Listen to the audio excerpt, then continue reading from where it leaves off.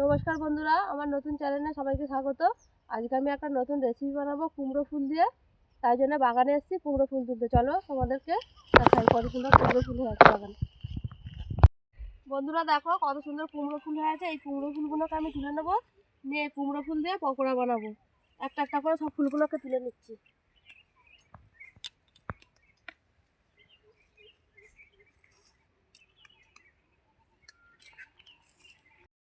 এইদিকে এতগুলো ফুল ছিল, সব তুলে নিয়েছি। এখনো ওইদিকে আছে, সেগুলোও তুলবো। এদিক থেকে এই ফুলগুলোও তুলে নিচ্ছি সব।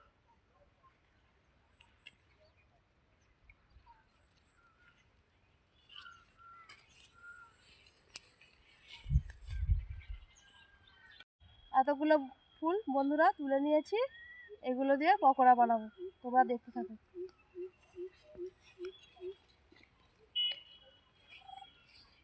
বন্ধুরা আমি এইটাকে কোনো জল ব্যবহার করিনি, ফুল ধুয়েছিলাম, ফুলের মধ্যে যে জলটা ছিল সেই জলেতেই আমি এটা মাখিয়েছি।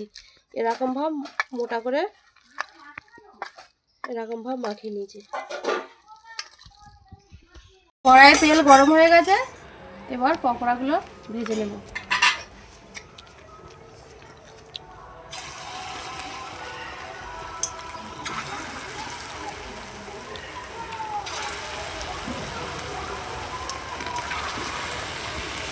ভেজে সবগুলো তুলে নেব।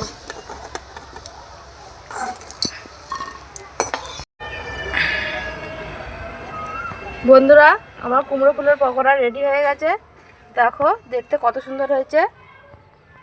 তোমরা এরকম টমেটো কেচাপের সঙ্গে পরিবেশন করবে, দেখবে দেখতেও যেমন সুন্দর হয়েছে, খেতেও তেমন সুন্দর হয়েছে। আমার ভিডিওটা যদি ভালো লাগে লাইক শেয়ার কমেন্ট করো। হরে কৃষ্ণ।